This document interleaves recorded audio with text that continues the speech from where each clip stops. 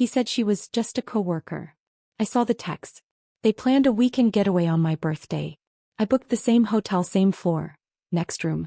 When they opened their door, I was already sipping champagne with someone he'd never dare cross. Revenge, no. Just business and a little fun. Claire, could you grab us some coffee while we finish up here? Derek didn't even look at me as he dismissed me from the boardroom. The boardroom I had designed in the company I had co-founded. I smiled tightly, nodded, and stepped out while the 6 men continued discussing our Asian expansion strategy. The expansion I had researched for months. The strategy one had drafted. The connections I had cultivated. I wasn't always invisible. There was a time when Derek would proudly pull me forward at industry events, his hand warm against my back. This is Claire, my brilliant other half. The real brains behind Horizon Tech. He'd beam with genuine pride as I outlined our vision to potential investors. Back then we were equals. Partners in every sense. I remember the night that saved our company. 3 years ago, our first international deal was falling apart.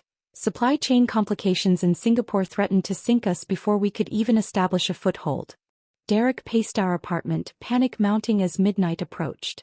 I sat cross-legged on our living room floor, surrounded by spreadsheets and market projections, building an alternative import model from scratch. It's impossible, he had muttered around 2 a.m., collapsing onto the sofa. We need to call them tomorrow and back out. Give me 3 more hours, I said, not looking up from my laptop. By sunrise, I had reconstructed an entire supply network through Malaysia instead, with better margins and fewer regulatory hurdles. When I finally showed Derek, he lifted me into the air and spun me around our tiny living room. This is why I married you, he had whispered against my hair. You see solutions where others see walls. The board approved my plan unanimously. Our stock jumped 17% the following week. Now 3 years later, I stood in the break room making coffee for men who barely acknowledged me. The company had grown exponentially. We had offices in 4 countries, a workforce of over 300 people, and a valuation that made both of us paper millionaires. Somewhere during that climb, something fundamental had shifted. I carried the tray of coffees back into the meeting, distributing them silently. As I placed the last cup beside Derek, he glanced up briefly. Thanks, honey. Then turning to the board members, now, as I was saying about the Jakarta projections. My research, my insights, now delivered in his voice. I took my seat at the far end of the table. I hadn't always sat there. Once my chair had been right beside his. Week by week, meeting by meeting, I had been subtly relocated. First across from him. Then diagonal. Now practically at the door. Derek, I interrupted as he was midway through explaining my own data to the room. I think we should address the regulatory concerns I mentioned in the brief. They could impact our Q3 targets. The room fell awkwardly silent. Derek's smile remained fixed, but something cold flashed behind his eyes. I've got this covered, Claire. We'll discuss those minor details after the main strategy is approved. Minor details. The legal complications that could cost us millions. Actually, I'd like to hear Mrs. Hamilton's thoughts, said Roland, our oldest board member. His eyes were kind. He remembered who I was. Derek smoothly interjected, we're running short on time.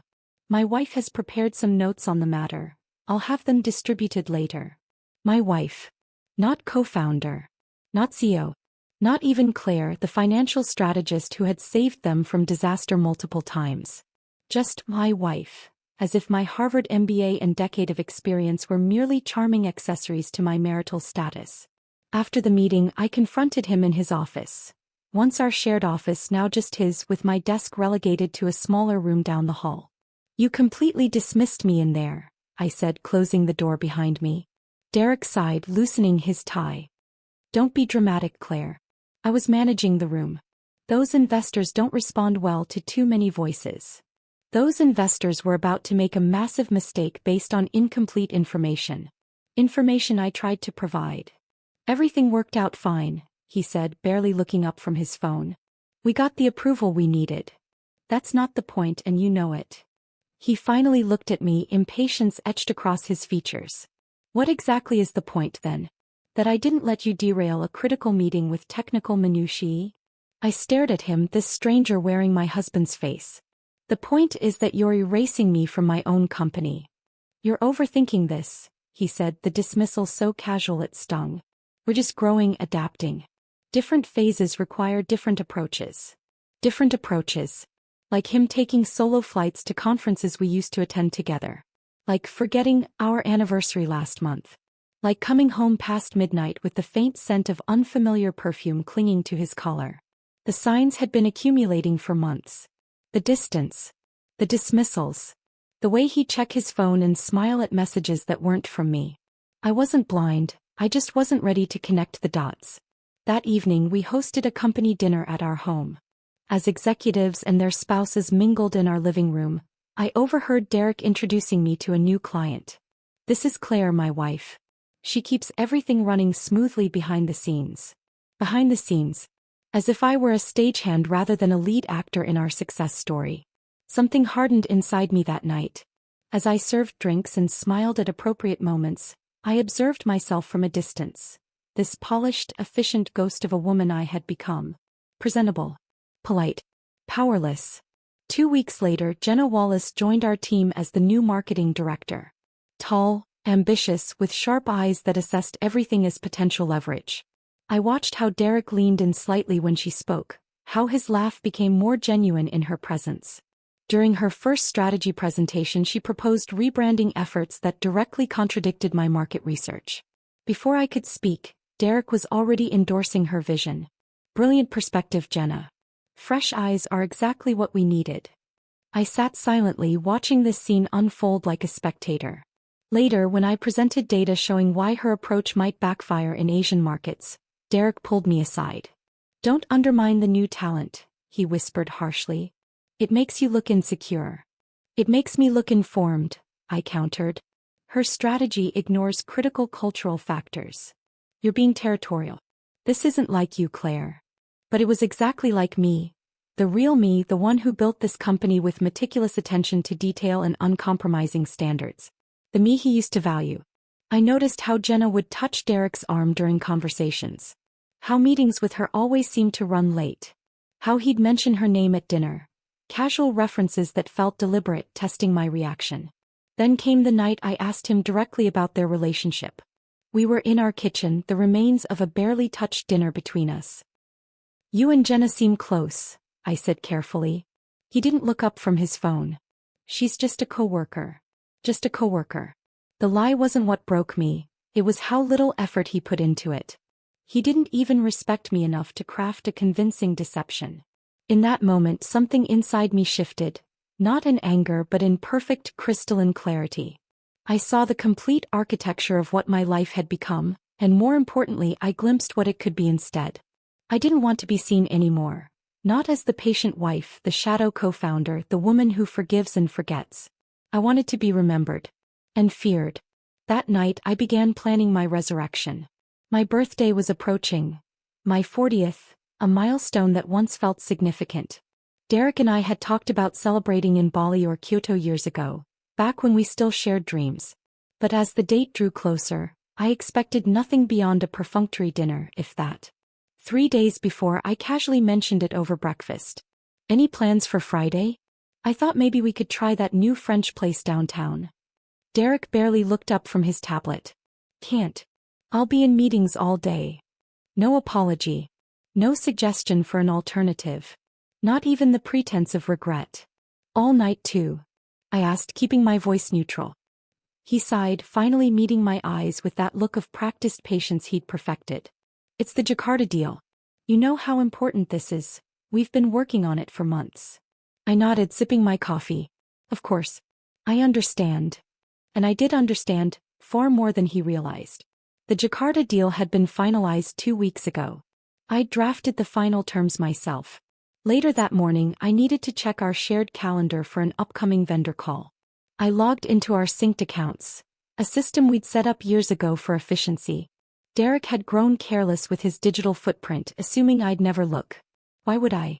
I'd always been the trusting wife. A hotel reservation confirmation caught my eye. The Grand Metropolitan, booked for 2 nights starting on my birthday. The reservation wasn't for a business suite but for the panorama room, the same one where we'd celebrated our 5th anniversary. The coincidence felt too pointed to be accidental. My heart didn't race. My hands didn't shake. Instead, a strange calm descended over me as I clicked through to his email, finding the booking confirmation. Guest names: Derek Hamilton and guest. In related emails I found his flight booking, not to Jakarta but a domestic flight. One person only. No meetings. No international deal. I hesitated for only a moment before opening his synced text backups. We'd connected our devices years ago when traveling internationally made communication difficult. Another relic of our partnership that he'd forgotten to dismantle. The messages appeared between him and an unsaved number. But I knew immediately who it belonged to. Hotels booked. The view is spectacular. Can't wait to wake up next to you. 2 whole days without interruptions. Pack the red dress. The one from Milan. I've arranged for champagne in the room. Private dinner Friday night. My birthday. The dinner I'd been denied would be served to another woman. No one will bother us. Told everyone I'm in Jakarta for the week. The casual efficiency of his deception struck me harder than the betrayal itself. There was no guilt in these messages, no hesitation. Just the confident planning of a man who believed himself untouchable. My name never appeared once. Not even a passing mention. No, I told Claire I'd be working, or, I need an excuse for missing her birthday. My existence hadn't even warranted acknowledgement in his infidelity. That absence cut deeper than any affair could. I stared at my screen for 10 minutes, my mind eerily calm, processing not just the betrayal but the calculated nature of it. Using our anniversary hotel for his tryst felt deliberate. A subconscious erasing of our shared history. With methodical precision I began taking screenshots, saving files, forwarding message backups to a private drive. I created an encrypted folder and labeled it with a date. No emotional name, nothing that would trigger suspicion. Just cold, hard documentation. The red dress comment confirmed who she was. Jenna had posted photos from the Milan business trip last month. Derek beside her at industry dinners, both smiling too broadly. One evening event featured her in a crimson dress that clung perfectly to her frame. I remembered liking the photo automatically before realizing Derek's hand was placed just slightly lower on her back than propriety would suggest. That night I prepared dinner as usual. Salmon with asparagus, Derek's favorite wine. He came home late, distracted. I watched him check his phone repeatedly, smiling at messages that clearly weren't work-related. "How was your day?" I asked, pouring him a glass of Cabernet. "Exhausting. The Jakarta negotiations are a nightmare." The lie slid so smoothly from his lips that I almost admired his confidence. Almost. He kissed my cheek absently before sitting down. "Sorry I'll miss your birthday. I'll make it up to you next weekend." I smiled. "Don't worry about it. Business comes first." After dinner, while Derek showered, I created a new folder on my personal laptop. I titled it simply, Exit Plan. Inside I placed the evidence of his affair, but that was just the beginning. I added our company bylaws, financial records, investment portfolios. I reviewed our prenuptial agreement, ironically drafted to protect my assets before the company took off. Derek had insisted on it, believing his potential exceeded mine. That document would now become my shield. I worked silently, efficiently, feeling strangely empowered. This wasn't a frantic reaction to heartbreak. This was strategic realignment. The next morning, after Derek left for the office, I called the Grand Metropolitan. The receptionist recognized my name immediately. "Mrs. Hamilton. It's been too long since you've stayed with us." "Yes, it has," I replied warmly. "I'm calling about a reservation for this weekend." "Of course. Your husband has booked the Panorama Suite for Friday and Saturday. Would you like to add any special requests?" "Actually, I'd like to book an additional room. Preferably next door to the Panorama." There was a brief pause. "I see. We have the executive suite available directly adjacent. Would that work?" "Perfect." The clerk didn't even blink. My name still carried VIP status at the hotel where we'd once been a power couple. If she found the request unusual, her professionalism masked it completely. After confirming the booking, I sat at my desk, considering my next move. This wasn't just about catching Derek in the act. This was about reclaiming what he'd systematically taken from me. My company, my dignity, my future. For that, I needed leverage. And there was only one person who had both the power and the motivation to help me. I reached for my private phone, not the one Derek could track, and dialed a number I'd never used but had kept for emergencies. Ethan Rowe, our largest investor. The man Derek had consistently undermined, dismissed, and marginalized despite his crucial role in our funding. The financial genius Derek secretly feared. He answered on the first ring as if he'd been waiting for this call for years. "Claire," he said simply. Not a question. He knew exactly who was calling and why. "Are you ready?" I asked, my voice steady. His response was immediate, unhesitating. "Been waiting." The simplicity of our exchange carried the weight of shared understanding. Ethan had seen what I'd seen, the gradual corruption of the company we'd built, the erosion of values we'd once defended. He'd been watching, calculating, waiting for the precise moment to act. That moment had arrived. And it would begin in the room next door to my husband's affair. Ethan Rowe and I met the following morning at Petit Matin, a small French café tucked away in the business district. It wasn't where power players typically conducted meetings, which was precisely why we chose it. No industry colleagues, no prying eyes, just the soft clink of china and murmured conversations. He was already seated when I arrived, his attention focused on a leather portfolio. He didn't stand when I approached. Ethan never performed unnecessary courtesies, but his sharp eyes assessed me with newfound interest. "You look different," he noted as I sat across from him. "I am different," I replied. "Coffee?" He ignored the offer. "I've been watching your husband make increasingly questionable decisions for 18 months. I assumed you were complicit or at least willfully ignorant. The accusation might have offended me once. Now it's simply confirmed my suspicions. Then why did you continue investing?" "Because I believe in what you built before he corrupted it." Ethan's directness was refreshing after years of Derek's smooth evasions. "And because I suspected you'd eventually wake up." I placed my tablet on the table between us. "I've been awake longer than you think. For the past year, I'd been documenting inconsistencies in our financial reporting. As Derek gradually excluded me from major decisions, I created back-channel access to our accounting systems. What began as self-preservation had evolved into something more troubling. 3 shell companies," I explained, opening files on my tablet. "Momentum Strategies, Pinnacle Solutions, and Vista Enterprises. All supposedly independent suppliers for our marketing division." Ethan's expression remained neutral as he reviewed the documents. "And same handwriting on the invoice approvals. Same IP addresses accessing their payment portals. Different logos, identical formatting down to the font choices." Now I had his full attention. I showed him how these companies had been billing us for strategic consulting services at increasingly inflated rates. The invoices had been consistently approved by Jenna Wallace and authorized for payment by Derek. I traced the banking information. I continued. All 3 companies deposit into related accounts. The money bounces through 4 banks before landing in an offshore account in the Caymans.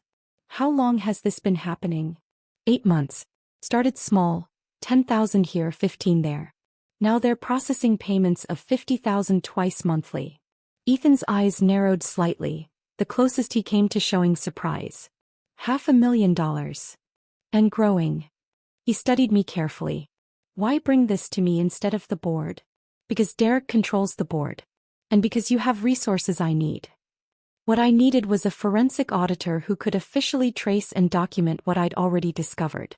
Someone with credentials that couldn't be dismissed, whose findings would stand up to legal scrutiny. Someone outside Derek's sphere of influence. Ethan nodded once, decision made. "I know someone. Discreet, impeccable reputation." "How quickly can they work?" "Give me 3 days." We met again the following week. Same cafe, same table. This time Ethan brought a thumb drive.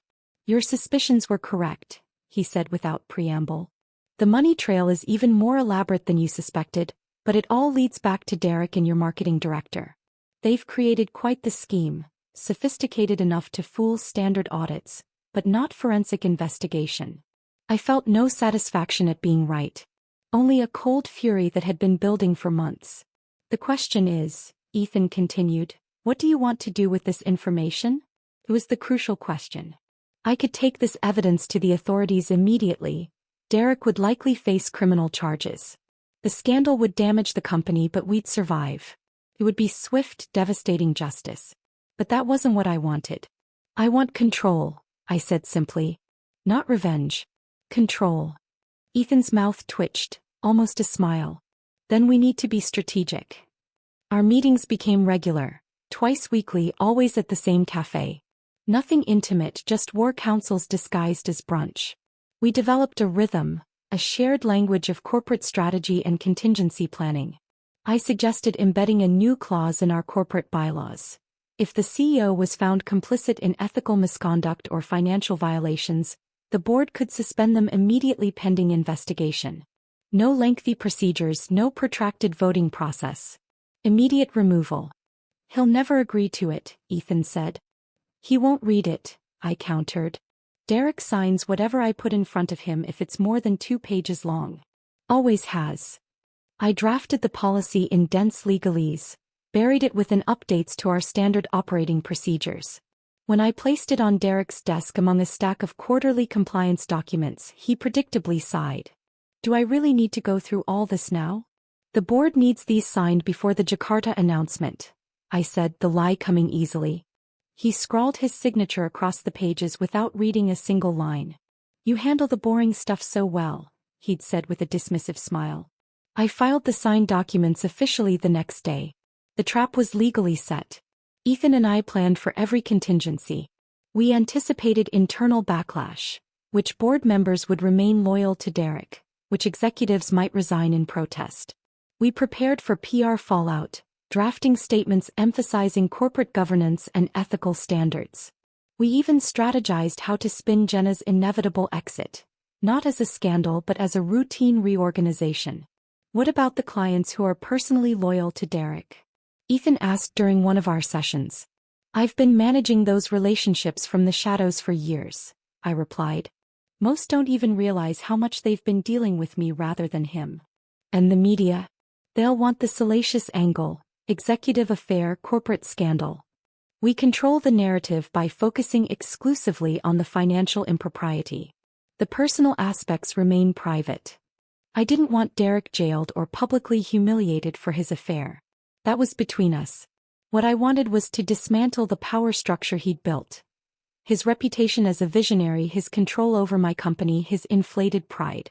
I wanted him removed like the cancer he had become in the organization we'd created together. Ethan studied me with something approaching respect. Most people in your position would want blood. This isn't about revenge, I said. It's about surgical extraction. Clean, precise, effective. The plan crystallized over those weeks of careful plotting. We would confront Derek with the evidence at the next board meeting, scheduled for the Monday after my birthday. The timing wasn't coincidental. While he was indulging in his weekend tryst, I would be finalizing his professional demise. But as the date approached, I realized something was missing. The financial evidence was damning but clinical. The personal betrayal existed in a separate compartment of my mind. They needed to converge. I want to witness his reaction, I told Ethan during our final planning session. Not just in the boardroom. I want to see the moment he realizes everything is collapsing. Ethan considered this. You've booked the room next to theirs. Yes. Then perhaps I should join you there. His voice remained professional, but there was a glint in his eyes. For maximum impact. The idea took shape between us. Not just financial evidence but a physical confrontation. Not just professional consequences but personal ones. The perfect convergence of every betrayal. The operation date? Ethan asked. My birthday, I confirmed. This Friday. Friday morning dawned clear and bright. My 40th birthday. No calls, no messages from Derek. His silence confirmed everything. I packed my overnight bag methodically, selecting each item with purpose. The pearl gray suit I'd worn when we signed our first major contract. The diamond earrings he'd given me on our 10th anniversary. Small symbolic touches that would register in his subconscious. I arrived at the Grand Metropolitan 2 days earlier than Derek's planned check-in. The doorman recognized me immediately. Mrs. Hamilton. What a pleasure to see you again. The front desk manager approached with a warm smile. We have you all set up in the executive suite, but I took the liberty of upgrading you to our diplomat suite. It's on the same floor as your other reservation, but offers a better view of the park. Same floor, next door to Derek's room, exactly as planned, but with an unexpected upgrade. Perfect. That's very kind. Thank you. As the manager processed my check-in, I noticed a young bellhop watching from nearby. His name tag read Michael. When our eyes met, he quickly looked away, the reaction of someone who recognized a delicate situation. He had likely seen the reservation list, noted the separate bookings under the same last name. When he escorted me to my room, I decided to be direct. As he placed my bag on the luggage stand, I withdrew a crisp $100 bill. Michael, I have a small favor to ask. He hesitated only briefly before accepting the bill. How can I help, Mrs. Hamilton? I'd like to know when my husband checks in tomorrow. A simple text to this number would be sufficient. I handed him a card with my private cell number. Understanding flickered across his face, but his professionalism remained intact. Of course, ma'am. Anything else? That's all for now. Thank you. After he left, I surveyed the suite with a tactical eye. The space was elegant, with floor-to-ceiling windows overlooking the city skyline, but I wasn't there to admire the view. I was staging a scene, crafting the perfect tableau for the confrontation to come. I spent Thursday evening and Friday morning transforming the suite. The furniture was rearranged slightly. The marble coffee table positioned to be visible from the doorway, the sofa angled to create an intimate conversation area. I ordered specific items from room service. A premium bottle of Dom Perignon chilling in an ice bucket, 2 crystal champagne flutes placed precisely on the table. Low lighting was essential. Bright enough to be clearly visible from the hallway, dim enough to create an atmosphere of conspiracy. I selected background music with care. Nothing romantic, but something sophisticated and subtle that would carry into the corridor when the door was open.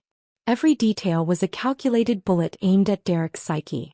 By Friday afternoon, the stage was set. I received a text from Michael, package arriving at 6 p.m. Derek was checking in early, likely eager to prepare for his evening with Jenna. I messaged Ethan, timeline accelerated. 6:30. His response was immediate, confirmed. I dressed with deliberate care. A black dress that was elegant without being provocative. Professional makeup, hairstyled in the sleek updo I wore for major business presentations. The armor of a CEO, not a scorned wife. At 6:27, a discreet knock announced Ethan's arrival.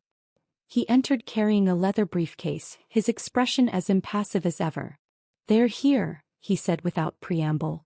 "Checked in 12 minutes ago." The woman went to the hotel bar while he inspects the room. Of course, Derek would want to ensure everything was perfect before bringing Jenna up. His predictability had become my advantage. Ethan opened his briefcase on the coffee table, extracting a thick manila envelope sealed with tamper-evident tape. 50 pages of evidence, notarized and time-stamped. Bank records, transaction histories, corporate filings for the shell companies. The forensic accountant's full report. Everything. We spread the documents across the table, arranging them to be visible but not obviously displayed. Evidence hiding in plain sight. The board members have been notified of an emergency meeting Monday morning, Ethan continued. The agenda doesn't specify details, but I've spoken personally with the 4 members we need for a majority vote. And they're prepared to act? They're prepared to listen. The evidence will do the rest. We reviewed everything one last time. Export manifests that revealed the fraudulent billing schemes, forensic accounting reports tracing the money flow, board protocols for emergency suspension. The legal framework was airtight. The policy change I'd sneaked past Derek would be his undoing. Our interaction remained strictly professional. No touching, no flirting. Despite what Derek would soon assume upon seeing us together, Ethan and I weren't lovers. We were co-conspirators united by a common goal. The intimacy between us was intellectual, not physical. At 7:15, voices drifted from the hallway. Laughter, light and flirtatious. The distinctive click of Jenna's heels on marble. "They're coming," I whispered, moving to the door. I opened it just enough for a slice of light to spill into the hallway, not fully ajar but clearly intentional. From the corridor, one would glimpse the champagne, the papers, 2 figures in intimate consultation. The perfect visual ambiguity. Ethan positioned himself beside me, partially visible from the hallway. "Remember," he murmured, "no matter what he says, let him speak first." The power is in his reaction. I nodded, heart steady. This wasn't about emotion. It was about execution. The voices grew closer. Keys jangled as Derek unlocked his suite. Wait until you see the view, he was saying. Worth every penny. Jenna's response was lost as I focused on controlling my breathing. The moment was approaching. The culmination of months of planning, years of diminishment, a lifetime of underestimation. I stood motionless, calculating the exact second when Derek would notice my partially open door. The lighting was designed to catch peripheral vision. Not obvious but impossible to miss. After dinner I thought we could. Derek's voice cut off abruptly.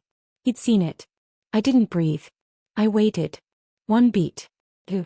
Silence hung in the hallway. Then cautious footsteps approached. The door across from mine opened wider as Derek stepped into view. Our eyes locked through the deliberate gap I'd created. Behind him, Jenna appeared, her scarlet dress exactly as promised in the texts. Her hand rested possessively on Derek's arm until she registered the frozen tableau before her. The moment crystallized exactly as I'd choreographed. Derek's face transformed in seconds. Confusion, recognition, shock, and finally, the dawning horror of understanding as he noticed Ethan beside me. Their expressions changed forever in that instant. All color drained from Derek's face. Jenna's perfect composure cracked, her professional mask slipping to reveal naked anxiety. I allowed myself the smallest of smiles. Not triumphant, not angry, but calm and knowing. A smile that said, I see you. I've always seen you. And now you finally see me too. The silence in the hallway stretched for 3 full seconds. Derek's face cycled through emotions like a kaleidoscope. Shock, confusion, anger, and finally fear. Jenna stepped behind him, visibly rattled. She attempted a smile that collapsed before it fully formed. Claire. Derek choked out, his voice barely above a whisper. With deliberate slowness, I raised my champagne glass in a mocking toast. Happy birthday to me. The words hung in the air between us, sharp and gleaming. Beyond him, I could see Jenna's perfectly manicured hand trembling against the door frame.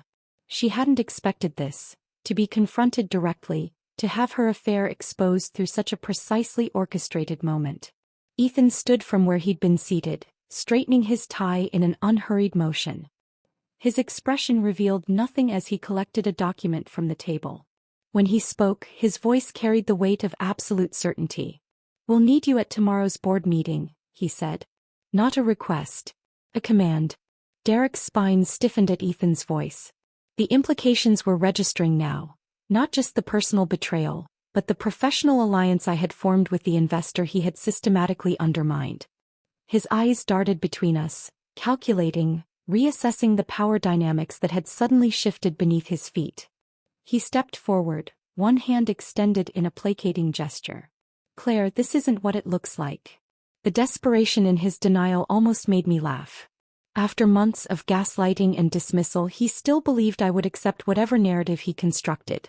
I allowed myself a small, contained smile. No, Derek. It's worse. His brow furrowed, confusion momentarily overtaking panic.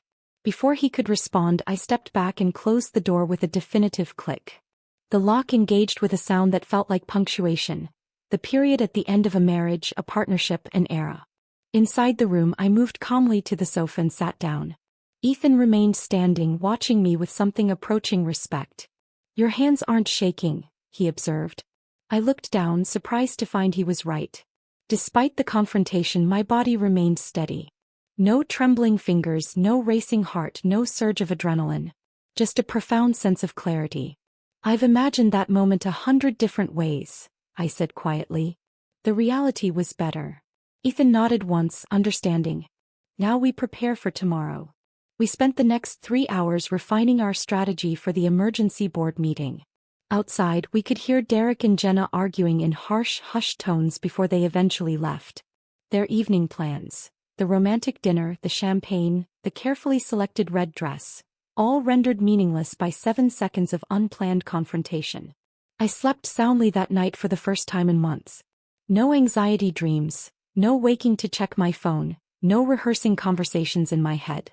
Just deep, restful sleep, the kind that comes with absolute certainty.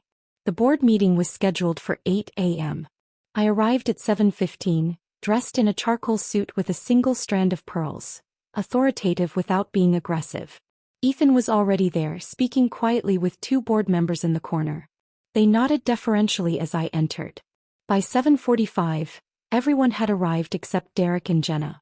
The board members clustered in small groups, their conversations unnaturally subdued. They knew something significant was coming, even if they didn't understand exactly what. At 7:59, Derek walked in alone. His usual confident stride was gone, replaced by a stiff, measured gait. His face was pale, his eyes shadowed by sleepless night. He took his seat at the head of the table without greeting anyone. Jenna didn't show. Her absence spoke volumes. As the meeting began, Ethan distributed slim folders to each board member. Before we proceed with today's agenda, there's an urgent matter requiring immediate attention. Derek stared straight ahead as the room collectively examined the contents. The files contained only essential information: bank records, transaction logs, forensic accounting reports. Clean, clinical evidence of financial misconduct. No one spoke as they reviewed the documents. No gasps, no accusations, no dramatic outbursts. Just the soft rustling of papers and the occasional tap of a pen. When everyone had finished reading, I rose from my seat. All eyes turned to me, including Derek's. For once he couldn't look away. As outlined in the corporate bylaws, Article 7, Section 3, Subsection B, which was unanimously approved by this board, evidence of financial impropriety requires immediate suspension of any executive found complicit pending full investigation. My voice remained steady, professional. This wasn't personal, not in this room. This was governance. The evidence before you clearly establishes that Derek Hamilton authorized payments to fraudulent vendors, resulting in company funds being diverted to offshore accounts. These actions constitute a direct violation of our ethical standards and fiduciary responsibilities. I paused, allowing the information to settle. Not a single question was raised. The evidence was too clear, too comprehensive to dispute. Therefore, I am invoking the emergency clause. Derek Hamilton is suspended from all duties and authorities as CEO, effective immediately. Derek's knuckles whitened as he gripped the arms of his chair, but he remained silent. What defense could he offer against his own signature, his own banking records? During this period, I continued, I will resume control of operations until a vote for permanent leadership can be held following the completion of a full audit. The room fell silent. I didn't rush to fill the void, didn't seek immediate approval. I simply stood there, confident in the framework I had built. After what felt like minutes but was likely only seconds, Roland, our senior board member, cleared his throat. I believe the evidence speaks for itself. I motioned to approve the emergency succession as outlined. Seconded, said Vivian Chin, another board veteran. The vote was swift, unanimous. Not out of loyalty to me but out of self-preservation. No one wanted to be associated with what Derek had done. Effective immediately, I said, collecting my papers, all operational decisions will route through my office. We will issue a statement to key stakeholders by noon. Throughout the proceedings, Derek never spoke a word. No defense, no denial, no desperate attempt to regain control. He simply sat there, watching as his career imploded in 9 minutes of clinical corporate procedure. As the meeting adjourned, his eyes found mine across the table. In them I saw something I had never witnessed before. Fear. Raw, undisguised fear. Not just of losing his position but of losing his identity. Without the title, without the authority, who was he? I didn't return his gaze with anger or triumph. I offered nothing. No emotion, no reaction, no acknowledgement of our shared history. I simply stood, gathered my belongings, and walked out of the boardroom with measured steps. Not a single glance behind me. As I moved down the hallway toward what was now my office again, I heard the hushed conversations begin. The speculation, the shock, the inevitable realignment of loyalties. None of it mattered. The transition of power was complete, not through drama or confrontation, but through methodical execution of the systems Derek himself had signed into existence. The empire had changed hands in less than 10 minutes. The aftermath unfolded like ripples from a stone dropped in still water. Precise, predictable, expanding outward with mathematical certainty. Derek's desperation grew as each day solidified my position. First came the calls. Hourly, then half-hourly, then every few minutes until I instructed IT to block his number from the company system. His emails followed a predictable arc: shock, denial, anger, bargaining. The final one arrived 3 days after the board meeting. "Claire, you've made your point. You've humiliated me. You've taken everything. What more do you want? We built this together. You can't just erase me."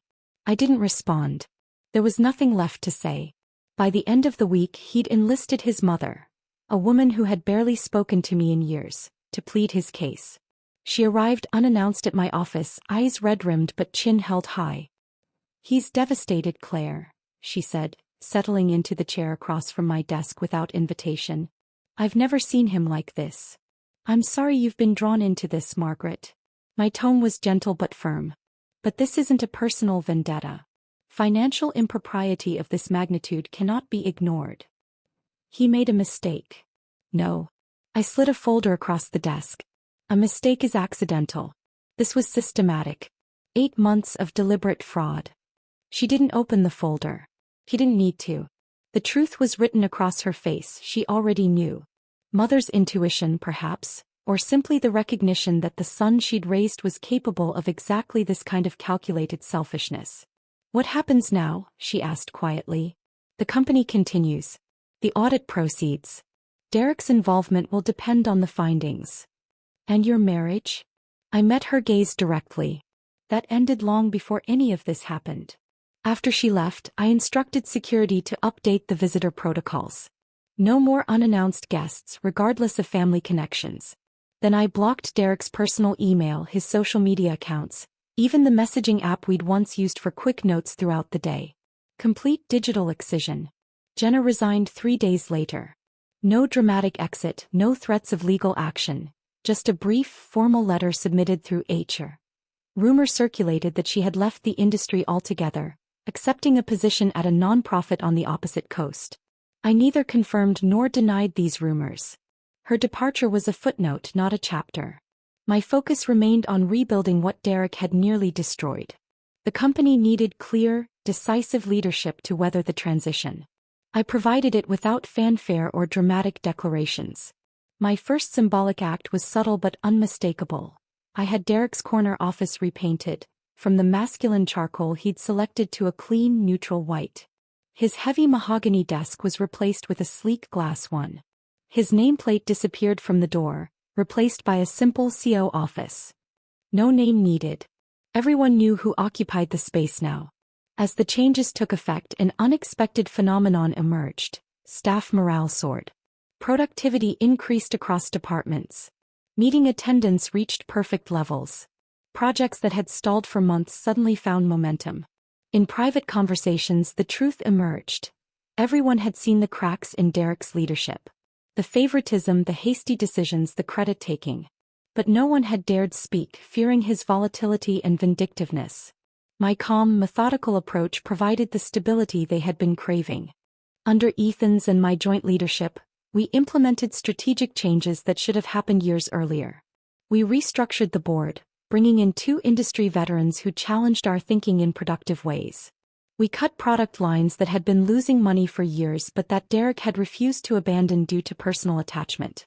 We rebranded our core offerings with messaging that resonated in international markets. The results spoke for themselves.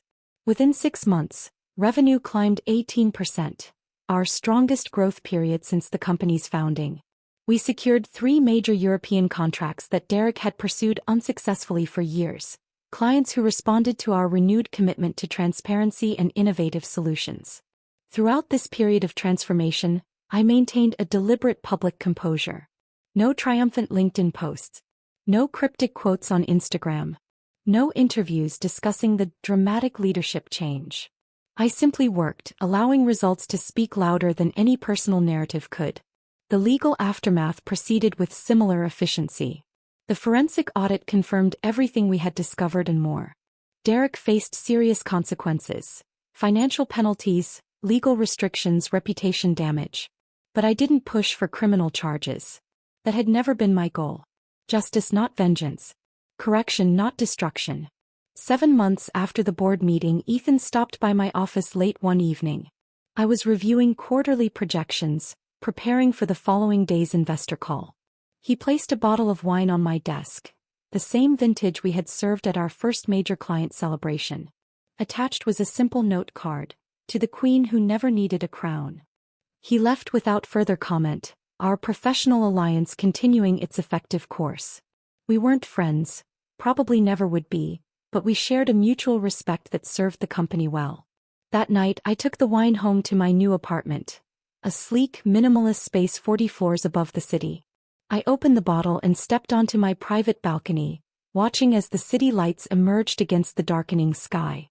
I toasted alone, not out of loneliness but out of choice. The solitude felt earned, purposeful. As I sipped the rich Cabernet, I reflected on the journey. I had never wanted to destroy Derek despite what he might believe. I had simply wanted him to understand a fundamental truth he had forgotten. I wasn't just his wife, an accessory to be displayed and dismissed.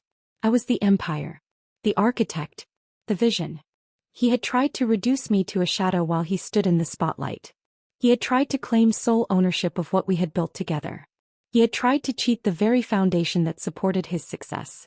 Now he could live in the ruins of the narrative he had constructed, the myth of the self-made man, the visionary leader, the irreplaceable genius. That story had collapsed under the weight of his own actions, not mine. I would continue building the legacy he had nearly destroyed, brick by methodical brick. But now my name would be carved at the top, not out of ego but out of truth. Not as revenge but as restoration of the natural order. The company flourished not because I had ruined Derek but because he had ruined himself. All I had done was reveal the truth that had been there all along, hidden beneath layers of deception and self-delusion. I finished my wine as the city settled into its nighttime rhythm. Tomorrow would bring new challenges, new opportunities, new growth. The past was finished. The future belonged to me. And this time I would remain visible. If this story of sweet revenge had you on the edge of your seat, smash that like button right now. My favorite part was when Claire raised her glass and said, "Happy birthday" to me, while Derek stood frozen in shock. What was your favorite moment from Claire's masterful takedown? Drop it in the comments below. Want more stories of brilliant women reclaiming their power? Subscribe and hit that notification bell so you never miss an upload. The next corporate queen's revenge might be even more satisfying.